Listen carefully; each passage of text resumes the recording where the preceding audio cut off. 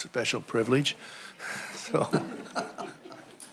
So, our schedule originally had that we was going to do the sort of business meeting, take care of an old bill that needs to be moved over, and it's just a technical deal. But I'm going to let the folks from the well plugging give their presentation, and we'll come in after that and finish up, so it shouldn't take that long. So that'll give, maybe we'll get a chance to have a quorum by that time. So with that, I'll call the meeting to order, and we'll be hearing from, where's the briefing on well plugging. So welcome to the committee. Good morning. My name is Ryan Hoffman. I am the director of the Oil and Gas Conservation Division for the Kansas Corporation Commission. And I will be giving a briefing on abandoned wells today and our efforts to plug them.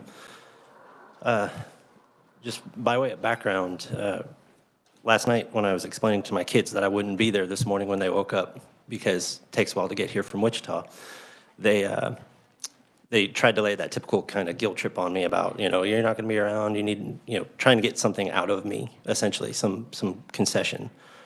So I countered with, you guys like YouTube. I'm going to be on YouTube tomorrow. And my 9.5-year-old son, Benjamin, said, Dad, your YouTube is the boring side of YouTube. And my 5.5-year-old daughter, Eleanor, said, yeah, Dad, when you talk about work, it's really boring. So my hope and my goal is by the time I get through this today that you won't share their view. When it comes to abandoned well plugging in Kansas, right now there are two programs going on. We have our state program, and then there's the federal program. Historically speaking, the state program's been around since 1995. There were two different funds created by the legislature. One I like to call the Legacy Fund. That was for wells that were drilled prior to July 1, 1995. It had 4 funding sources. There was an SGF contribution, water plan contribution, a conservation fee fund contribution, and then half of the state's interest on production from minerals on federal land in Kansas, or federal minerals in Kansas.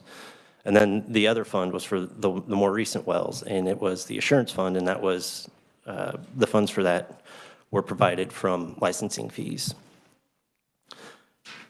Throughout the course of the program, we plugged over 10,000 wells using that setup. But, and I have a map on the front page of your outline there that shows how our districts are spread out, and I'll refer to those as we go throughout. But as the program started to mature, I would say, probably about 2018, 2019, we started to notice that we kind of got into a pattern where most of the wells that were being plugged were in eastern Kansas. We couldn't draw interest in anywhere central or western Kansas for contractors to be part of the program. And part of that was there were some misconceptions about participating in the program, and then also some issues about getting signed up to participate in the program. So we decided to make some changes. The first one of those was to decentralize our program. First, we had a geologist in the central office and 3 staff members in eastern Kansas that were responsible for administering the program. So by decentralizing it, in each one of those districts, we made the supervising geologist responsible for getting wells plugged in their district. And to help them, we gave them each an abandoned well plugging coordinator. So they had a field staff member who was responsible for then going out and doing the field work and putting the projects together so that they could be bid on. To generate interest, we went out and we had meetings in every district with plugging contractors. We got, based on those meetings, what we found out the biggest hurdle for participation in the program was the thought that you had to have the lowest bid in order to win every project. And then the other was the actual process of becoming a certified vendor for the state. It looks the same no matter what you want to do to be a certified vendor for the state. If you are hired to mow ditches or plug abandoned wells, you have to go through the same process. And it's a fairly lengthy application. So at each of the districts, we walked the vendors through each page of that application process and explained the type of answer that we were looking for. That resulted in us getting more than double our contractors in each one of the districts. And in order to capitalize on that, one of the things that we wanted to do was to combine the funds. Because about that time, we noticed that the state, the well plugging, the assurance fund, the SGF contribution went away sometime in the early 2000s. The water plan fund contribution went away in about 2015. And to make up for those shortfalls, we were doubling the conservation fee fund contribution, but then we were also borrowing money from the well plugging assurance fund. And so what we decided to do was just combine the funds. So we came to the legislature in 2020 and asked for the combination. Obviously, that didn't happen because of the shortened session. The funds were then combined in the 2021 and 2022 sessions. So if you look at the chart on the next page, you can see that right now there's about $5.4 million available to plug abandoned wells. And I think you can see so far this fiscal year, since July 1, we've had 73 encumbered, 66 actually plugged. But where we're at right now is where we were several years ago. When we were going through all of these efforts, it was right before COVID hit. So we got really good contract prices. What we found is that as the industry recovered from COVID, not all of the service company workers came back. So that those companies then started charging premiums for their services, and they didn't need to do work for the state anymore because our contract price was 3 years old. So right now what we're doing and what we've done is we went back out and we had more meetings. You can see below the chart there that we met with 35 different contractors, contacted over 57 that said they had interest in becoming a state plugging contractor. We've put that back out for bid. So hopefully it closes at the end of this month. Hopefully we can get more people back on contract. And I think probably the question I get asked most is, well, how much does it cost to plug an abandoned well? And I would say it depends on where you are in the state. And that's how it's broken out on the bottom table there on page 2. You can see what the cost per well is for each one of the districts. And essentially in the eastern part of the state, the wells are shallower. It takes less rig time, less cement.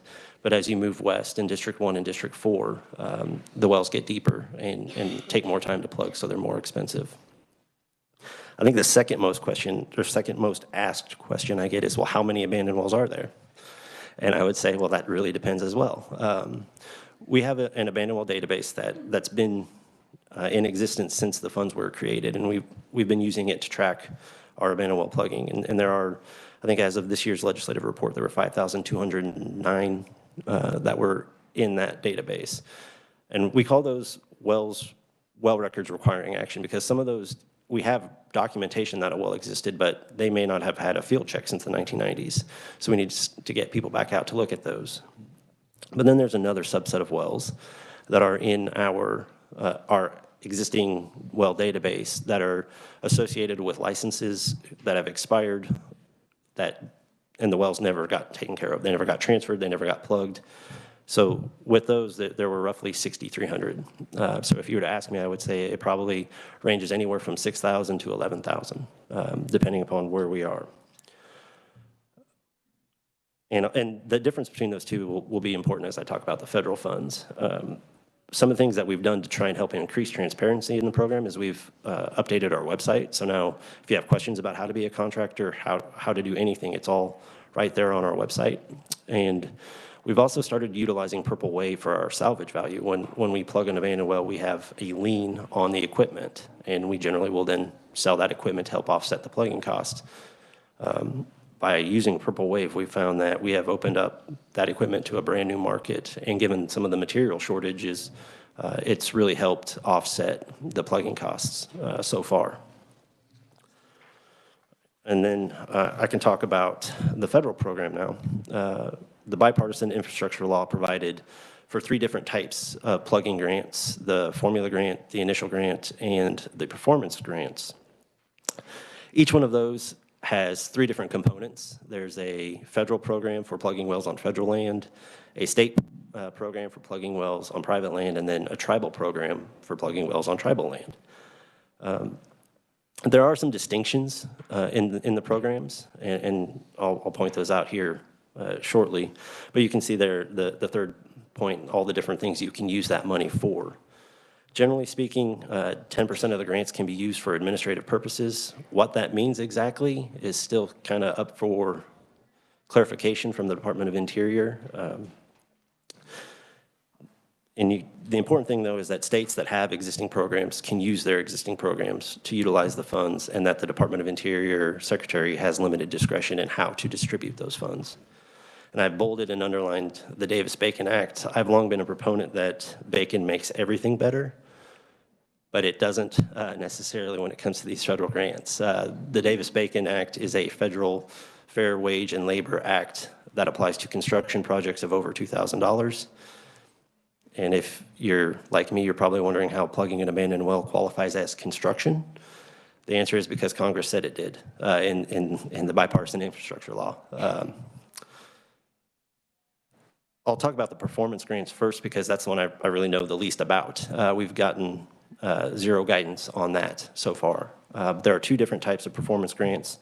You can see there's one that it's called a regulatory improvement grant. So we would have to change something about our plugging standards or take some other regulatory action that would decrease the number of abandoned wells we'd be facing in the future.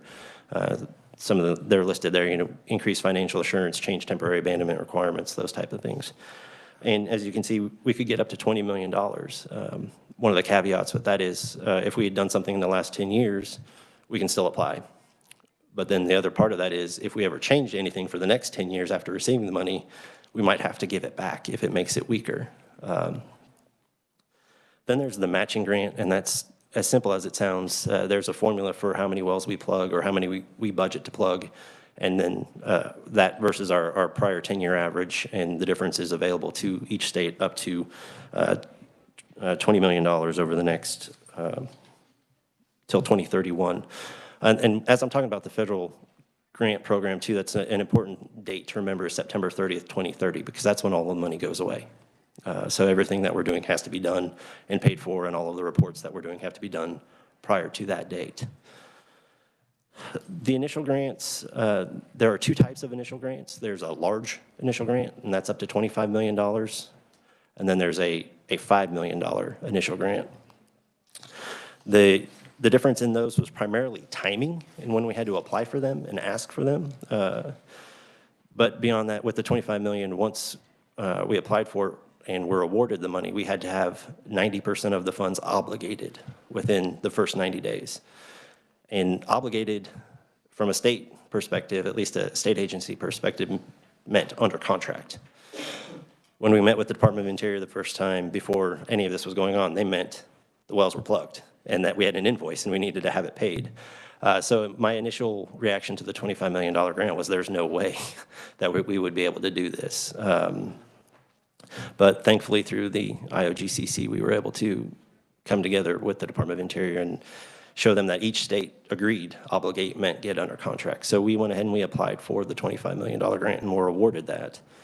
I have on page 4, I have the first map there is what we put out for bid in an RFP. We had 8 projects statewide under one contract. Those 8 projects had 2,300 wells in them. And our hope was that we could get those plugged in 2 years. And when we put our estimates to it, that was roughly the $25 million. That pretty much encompassed the $25 million. As you can see in the map below that, we only ended up getting bids on 6 of the 8 projects. And it's just over 2,100 of the wells. And part of that too is if you look at the numbers for the projects, you'll see that in the meantime from when we put projects out for bid versus when we were able to award them, sometimes operators came in and claimed those wells and didn't want us to plug them. So that's why the numbers are different. But I can say that the performance on that initial grant has been one that has far, I would say, superseded or outpaced what we thought. Since January 16th, the contractors, from January 16th through the end of February, the contractors were able to plug 341 wells. And if you remember, under the state program, we were at 66 from July 1. And we did have the issues with the contract prices, but nonetheless, 341 wells in 6 weeks is a pretty big deal. And before I move on, I want to make it clear too, those 2 projects that are out west that we didn't get bids on our plan is to go back once we get the state contract in place and go back and plug those wells. We've already identified them as priorities. We want to go get them taken care of. So one of the things we heard from our contractors is there are a limited amount of contractors that work that far west, and they have plenty to do without having to jump through some of the hoops with regard to the wage requirements and the reporting. So hopefully we can use the state dollars to go back and get those projects. The last type of the grants is the formula grant, and it's called that because there's a formula to determine how much each state receives under the grant. It's based on the number of abandoned wells, how much the state estimates it will cost to plug those wells, and then the number of jobs lost in the oil and gas industry from during what they deemed as the COVID period. We went ahead and we submitted our notice of intent for the formula grants. We were awarded, in that we said there were 5,477 orphaned wells or documented orphaned wells that we needed to plug. And our estimate at that time was $35 million to get them plugged. When we were awarded our grant, it was for $33.6 million. So it's close to what we estimated, and in all honesty, what we estimated when we did that was based on a 5-year average, and we 60% increase. And I think that's not going to be enough. But one of the stranger parts of the award is that Department of Interior announced that we would get $8.7 million or $8.722 million in phase one. As I read the law, there's no discussion of phases. It essentially says that the secretary shall award the money after it's been determined how much you get.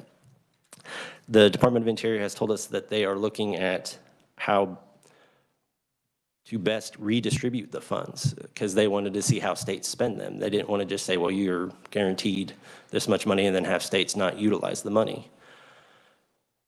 The other part of that is sort of frustrating is that they've provided a draft guidance, and we've had a meeting with them based on this draft guidance.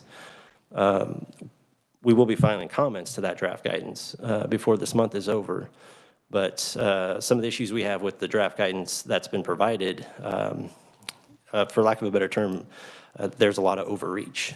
I had a professor in law school that basically said when it comes to reading statutes, read the law, don't think great thoughts. And I think that we have an issue with some of that here. I mentioned how there are 3 different types of programs. There's the federal, the state, and the tribal program. For the federal program, when it talks about reporting requirements and measurements that have to be taken, it says shall. For the states and tribes, it says may. So the way we have interpreted that, and not just Kansas, but other states, is that there was a different requirement for the federal government for plugging wells on federal land than there was for the states. And some of those things that we will be commenting on that we take issue with are the phased approach. You said we get $33.6 million. You can't tell us we get 8.722 and then maybe some other undetermined amount. There is no certainty in that, and if we're going to attract contractors, they need to know how much money is there. The other is the application window. Nowhere in the law does it say that they have an application window. Department of Interior has said that they were trying to keep themselves from getting swamped, and they wanted to have a certain time frame where people could apply. Well, the way we look at it is it's going to take us roughly 2 years to spend that initial grant money. We don't want to have to then turn around and apply while we're still working on those wells for the formula money and have that compete with the initial grant money, because they each have timelines. The formula grant money, once we are awarded it, we have 5 years to spend it. So if we have those competing, I think we could see our prices go up for no reason. So our plan all along has been to start that formula grant application process towards the end of our initial grant. And the last has to do with the reporting requirements. The main one that we take issue with has to do with methane. The guidance that was published said that we needed to take methane measurements at each one of those abandoned wells. And then we had to turn around and the measurement had to be a detect, non-detect. So we had to visit each one of them with a gas emitter or gas sniffer to determine if they were leaking. If they were, then we needed to take a flow measurement and then take those wells and prioritize them based on the amount of emissions.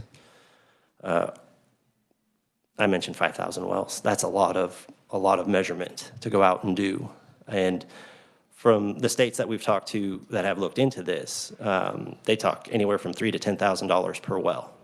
And if we're spending $3,000 to $10,000 per well to measure methane, we're going to end up not plugging as many wells as we could to utilize this money. And that's our main pushback is we know that by plugging the well, we can eliminate the methane emission. And we think it's much more important to do that than it would be to go get a measurement.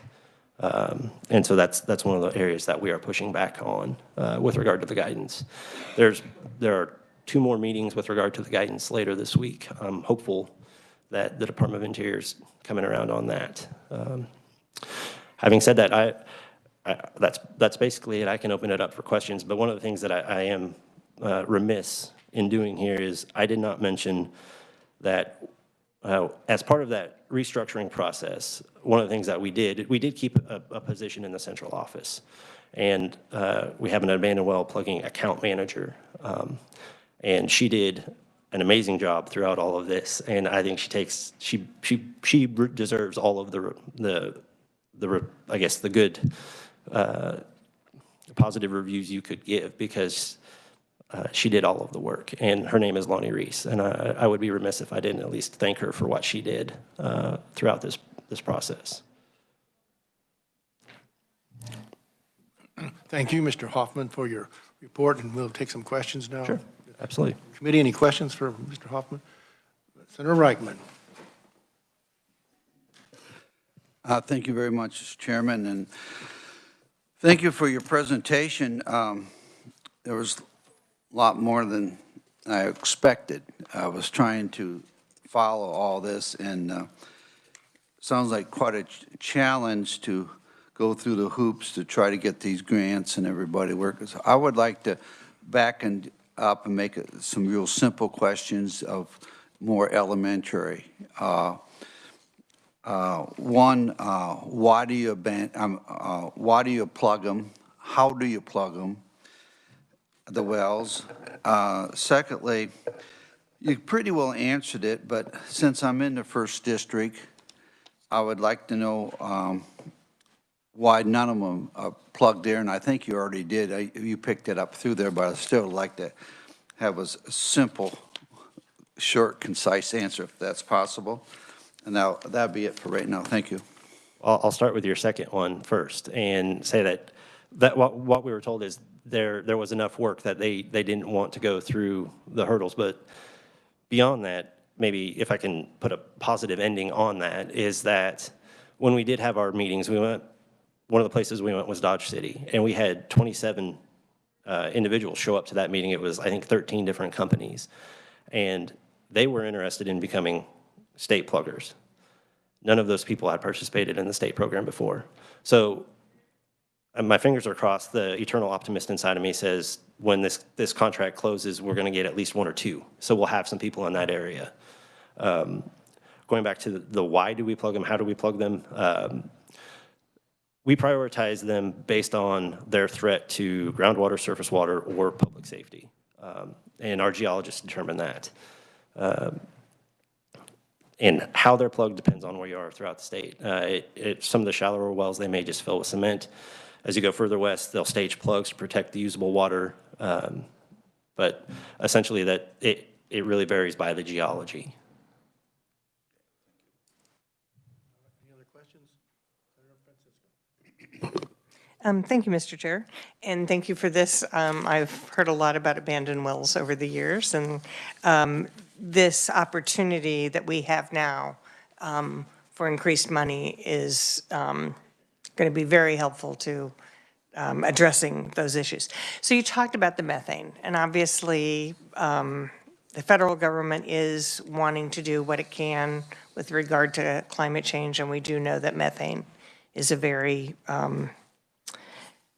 contributing gas to that process. So is there any difference or any way to sort of predict what kind of a well? You know, could we do samples in all 4 districts and then say we're finding more methane in a particular region, rather than just say we can't do it? Yeah, and to be clear, it's not a matter of if we can or can't do it. If they come back and they say, well, you have to do it, we're going to do it. There would be a way. I'm sure we could take samples in each of the districts and determine where, but I think it would be surprising to most people to think, okay, well, there's a gas well that's open to the surface, it's probably going to be emitting, but maybe it's not emitting as much as the old oil well. I think it varies by region, and maybe we could determine that through studying. Thank you. It seems like a response could include here, you know, we're going to, as we get a set of wells, then we're going to sample at that point and make sure that we're prioritizing, or we're going to, you know, learn from what we've gotten, because that, I think that was a optimistic request that could be done, but I understand the concern about spending a lot of money just getting that number and not plugging the well. Well, and it goes to show you mentioned the administration's concern over methane. The title of this part of the bipartisan infrastructure law was actually the methane reduction infrastructure. So that's how it was viewed. And I can assure you that in talking with my staff, those supervising geologists, they said, this money's worth it. If we have to do that, we'll go do that. You know, it's just one of those things, could we better spend our time? Any other questions, committee? I have one. What do you actually, when they go to the site, what do they actually do? What physical things do they do, add or machinery they do when they get to a well they have to plug? Again, it really depends, but in certain places, you know, they're going to pull whatever salvageable pipe they can pull. And I said they'll set cement plugs where they need to cement plugs, or if it's shallow enough, they might just fill the whole well with cement. On some of these older, nastier ones where we have trouble getting down to the bottom of the well and plugging it properly, they'll get below the base of usable water and set a plug there so that at a minimum, the usable water is protected.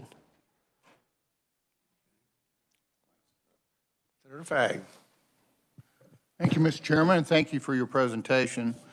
I was trying to look through this federal initial grant. Is there any kind of, how much of a match?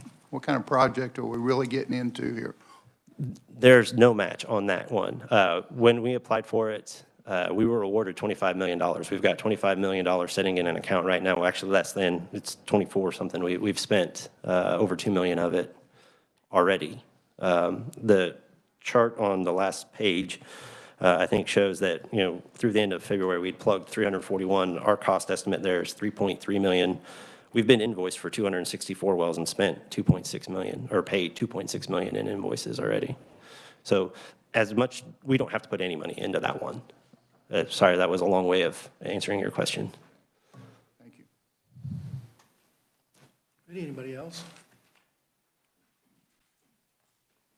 Seeing none, thank you very much, Mr. Vaughn, Hopefully I didn't bore you too much. for the information you just told us. Thank you. Committee, our next thing we hope to accomplish here is we have a bill that we need to get approval on, and it's concerning, if you may recall, a year or so ago, we had a bill that, where there was change in wildlife and parks and tourism into the Secretary of into Commerce. And we're basically moving the word tourism.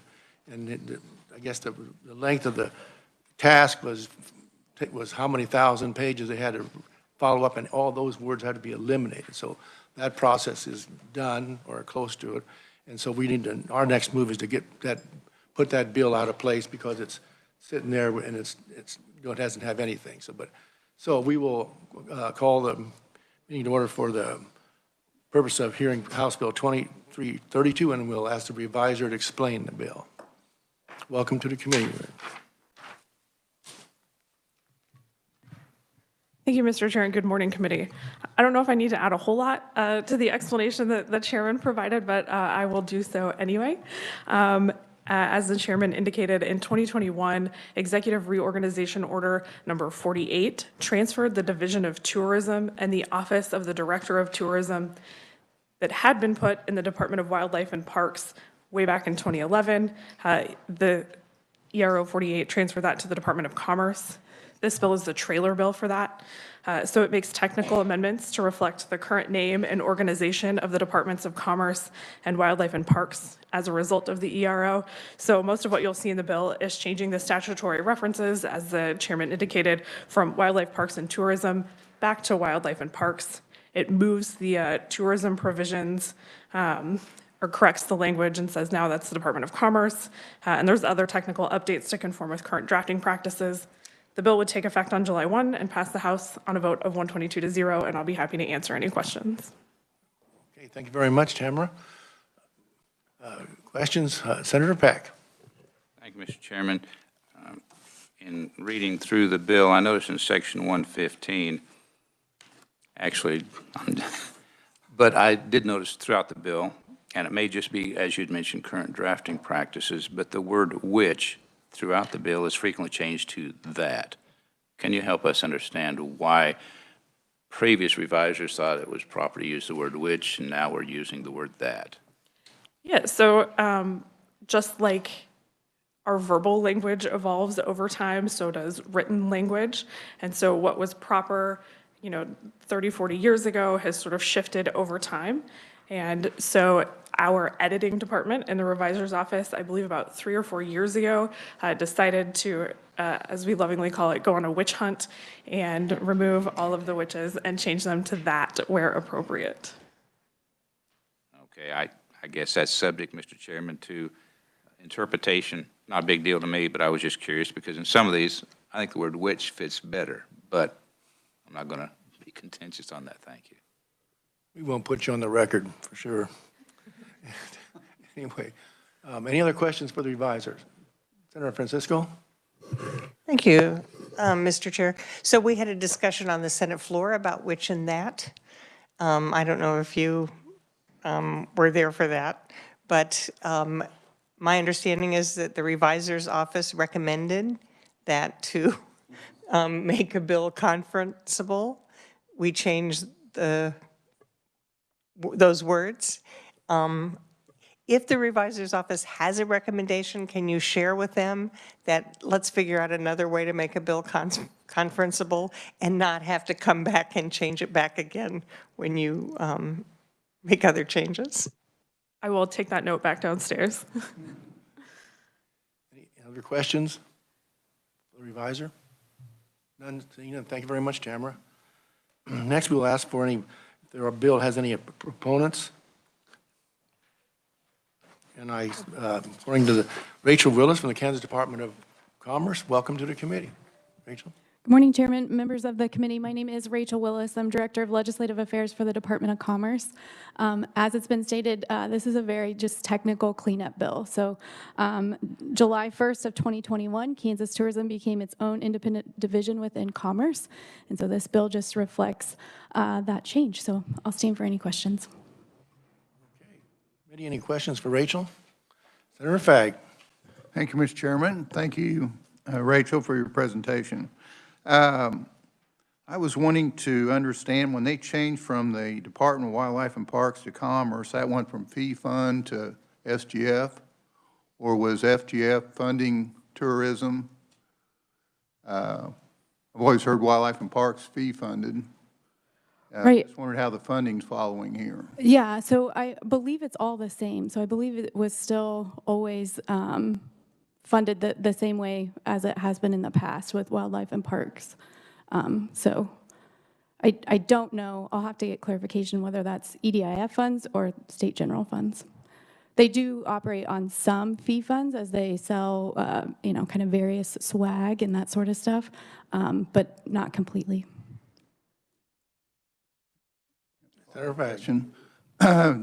Why did they ever go to, didn't it used to be with the Department of Commerce and went to Wildlife and Parks? So the question is, why did it go from there to there?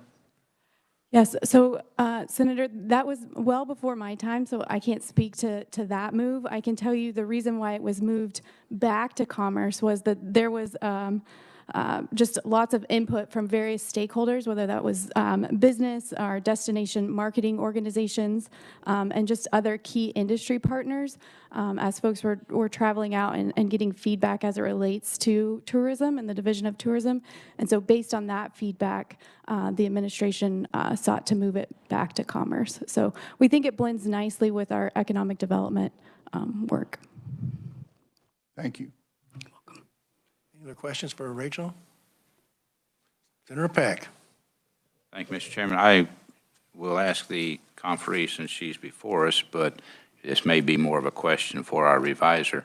I understand technical cleanup, a large bill, a lot, but just going through, I see an entire paragraph that's italicized language on page 108 that I don't know that it's a significant change, probably not, but why do we have an entire paragraph of italicized language, which is telling me that we've got something new stuck into a statute? And that's on page 108, which is section 122, but page 108, right in the middle of the page, starting line 18 through line 27. And again, Mr. Chairman, it's not that I believe there's anything improper going on here. I just thought it might be beneficial for the committee if we're going to pass legislation to potentially get explanation regarding that paragraph. And there may be others. I don't know. I haven't had a chance to read through all 153 pages.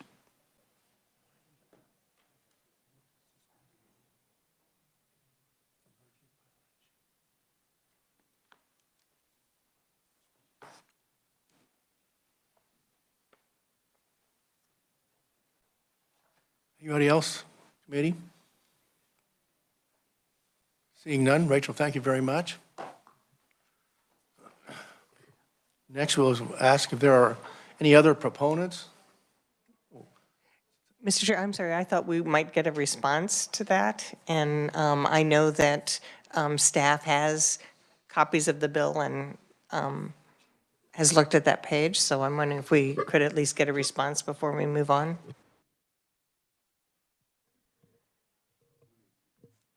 My initial thought was that that paragraph of new language was stricken somewhere else and put in here, but I couldn't find it anywhere else, so I would need to do a few minutes more of research to get you an exact answer. Committee, anything else? Once again, I'll ask, any other proponents for the bill?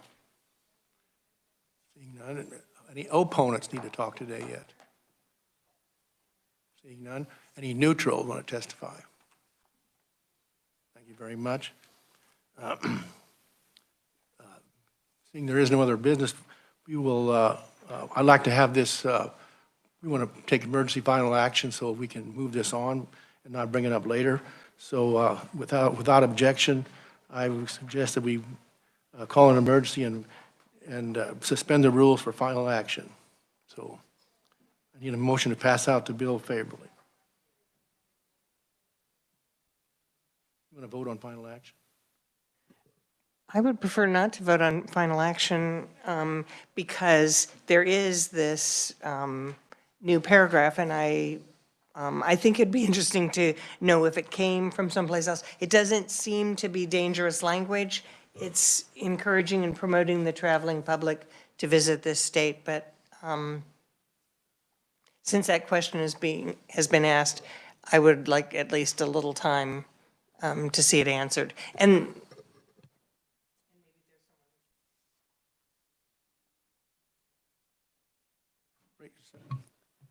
Yeah, if I may, it does look like it is, that language is referred to earlier in the bill on page 78. Or at least a good chunk of it, as it starts there on line 8A.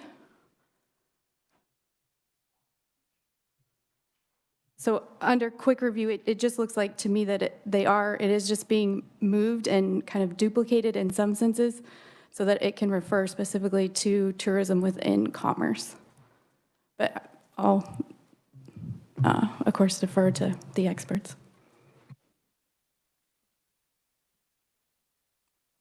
All right, well, to go forward, apparently we have an objection to have a final, emergency final action. So with that, I've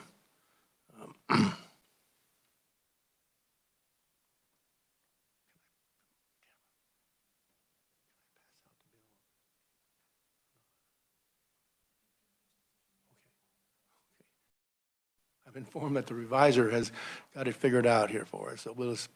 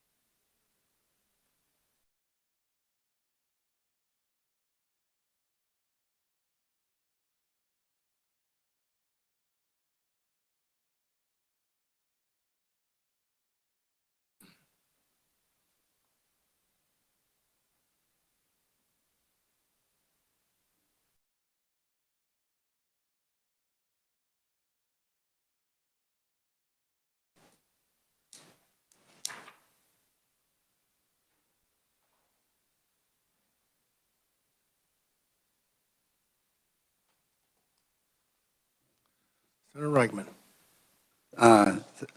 Thank you, Mr. Chair. I'd like to ask Senator Peck, I thought it was a good catch on page 108. Looking at that paragraph, I read it a couple, 3 times. Is there anything in there that concerns you when you see that besides it being added in, but there's anything in the wording there that causes some concern? Thank you.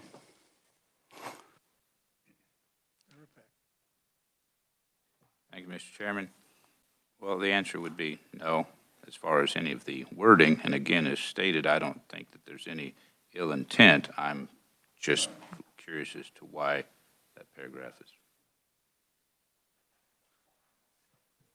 is. Thank you, Mr. Chair. So as it was indicated, prior to 2011, the Division of Tourism was under the Department of Commerce.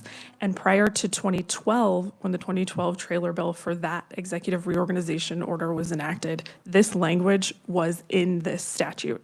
So in the 2012 trailer bill, that language was struck because the department or the Division of Commerce or the Division of Tourism was no longer within the Department of Commerce. So now that it is being put back in the Department of Commerce, we reinserted this language.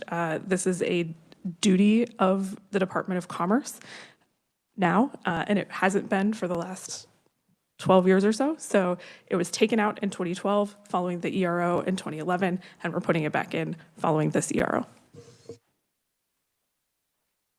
Senator Peck. Thank you, Mr. Chairman. Sort of staying along the line of which and that, was it struck or stricken? I'm kidding. Mr. Chairman, I appreciate the explanation, and I understand that. And yes, it was when we had Governor Brown back, he, by executive order, moved tourism to wildlife and parks from commerce, and this reverses that action. And if it's just reinstating some language that was in statute under commerce for tourism previously, I have no problem with that. All right, thank you very much. Anybody else? Is there an objection to final action? Mr. Chair, my only concern is we published in the calendar that final action will be on Tuesday. I don't think, I don't see that there's any objection, but I would much rather if we had said, possible actions on bills previously heard. But I think my concern is if we're going to put something in the calendar, if it's going to take hopefully a minute on Tuesday. I also think this is the kind of bill that we could suggest go on the consent calendar. And with that, wouldn't not even So if it went on the consent calendar, we could act on it very expeditiously in the Senate as well. Well, we need to pass it out first and then move it to the consent calendar, because you're not getting anything next week, because the water bills are here, and we got the whole week scheduled Tuesday, Wednesday, Thursday, Friday to do those. To get that all done, the Senate meets for an hour, and the House has an hour and a half, and there was no way you can get through that many proponents to get done in a week's time. So that's why we're going to take 2 days each for those. So it'd be difficult even to do that little thing. I'm not going to suspend it for one word. So, but anyway, I will take a motion to pass it out favorably and then put it on this consent calendar. Senator Pag. Thank you, Mr. Chairman. I'm okay to go.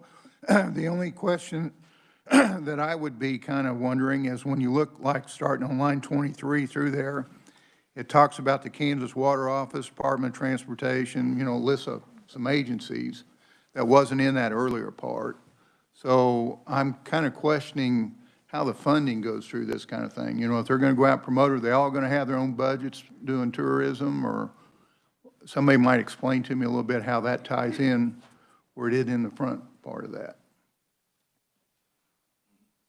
Trying to understand why we list all of them here and we didn't on the other part. That's my question. Rachel, you want to take a stab at that?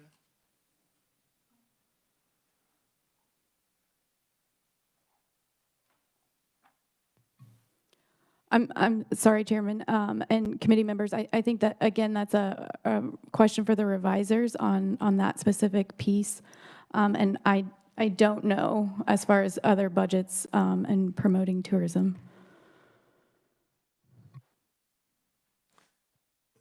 Advisor?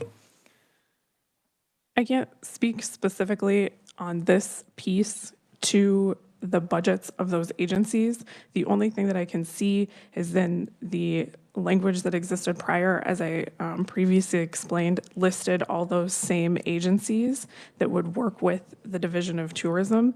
And so we just reinserted them back in. There is a budget provision that I scanned through a few minutes ago when you were speaking, but I don't remember what page that's on. So if you give me a few minutes, I can find that and let you know how that works. Sure. Thank you very much for working on that.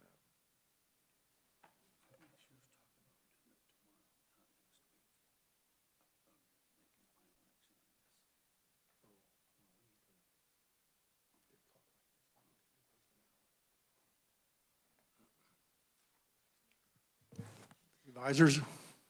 So starting sort of in the middle of page 80 in section 99, that establishes the State Tourism Fund and the State Treasury. And if you read in subsection D, starting there at the bottom in line 42, it says that it's kind of long. But the Secretary of what would now be Commerce would prepare and submit budget estimates for all proposed expenditures from the State Tourism Fund, and they would include detailed information regarding all proposed expenditures for programs, projects, activities, and other matters, and shall set forth separately each program, project, activity, or other expenditure for which the proposed expenditures from the Tourism Fund are for an amount that is equal to $50,000 or more. Appropriations in the fund for each program for an amount that is equal to $50,000 or more would be made as a separate item of appropriation. And then the legislature would approve or disapprove any of those itemized expenditures.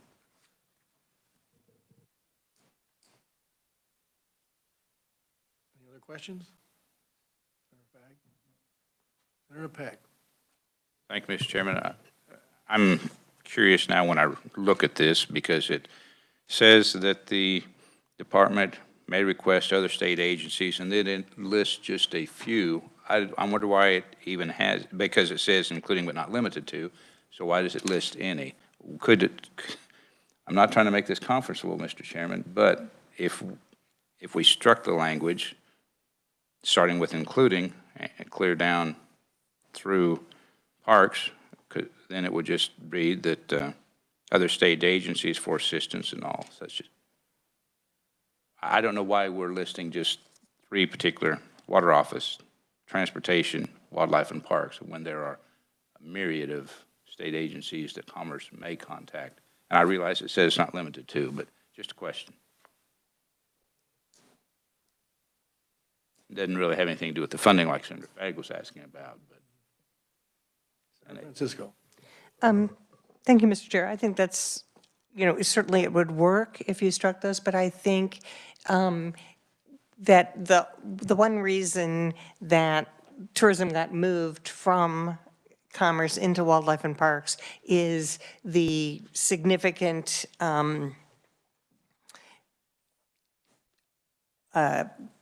not portion, the significant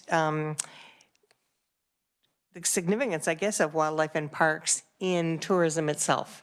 That's a lot of our cabins, that's a lot of the places people visit.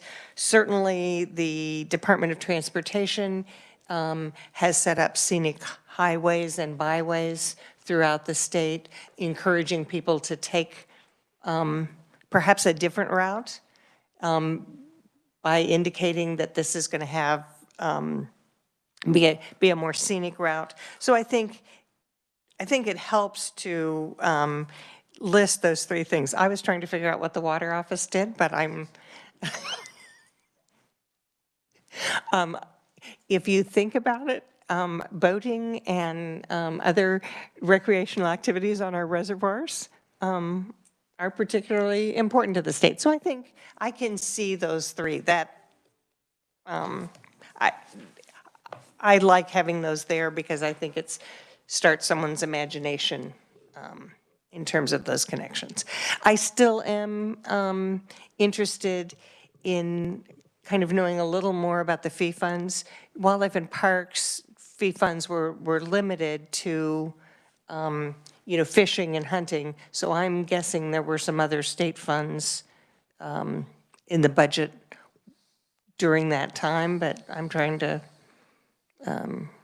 remember. This has already happened in terms of the change. The budget's being discussed, so we're not going to do anything with this action that changes where those funds come from. It's always good for us to know. And so I think because of that, it was a good question.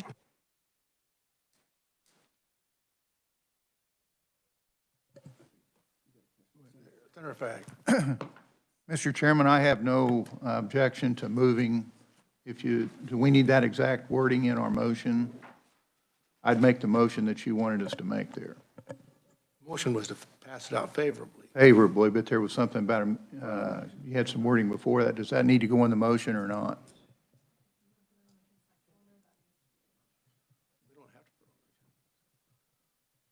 Okay, if we don't, okay. Mr. Chairman, then I'd move out, that we move this out favorably. Is there a second? You want to put in the consent calendar? You got a second? I would like to see it on the consent calendar because then that means we wouldn't have the same kind of discussion we've had here in the committee. Amen to that. So, motion. I agree with that. So we got a motion and a second, we can go to discussion. All in favor, signify by saying aye. Aye. Opposed?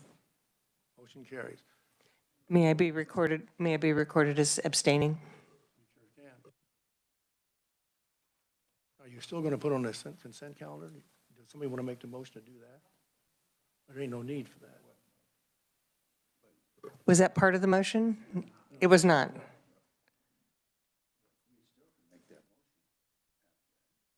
Mm-hmm. Senator Reichman. I'd like to make a motion to put this bill on the consent calendar. Second? Second. By Senator Francisco.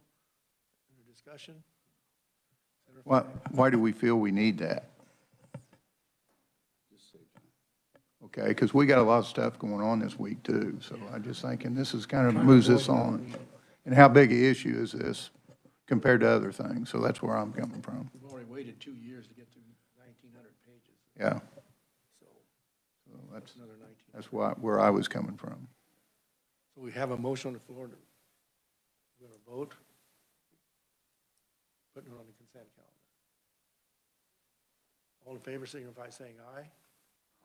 Opposed, no. I was going to tie. Raise, entire chair's in doubt. We have to raise your hand. All in favor of putting it on the consent calendar signify saying by holding your hand up. Right hand. That's 3. All opposed? Motion carries. So, committee, that's our work that now the reviser can breathe a little easier. So, Senator Fagg. Thank you, Mr. Chairman. If I had a motion and a second, we voted on that, and then we're doing this on the backside of that, how does that work?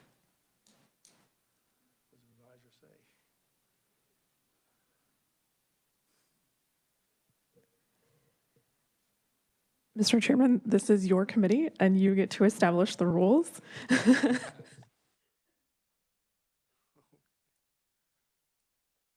stand as it is then. Motion passed. Mr. Chairman, the first one passed without consent, and it was unanimous, if I'm not mistaken.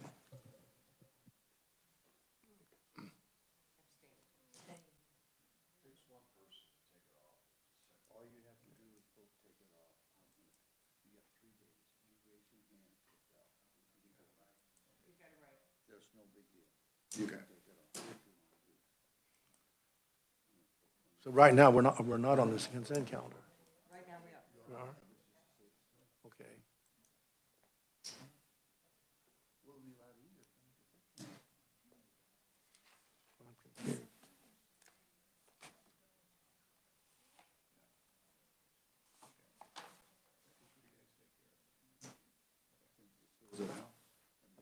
Okay. Okay. All right, then, we've got the bill passed and put on the consent calendar.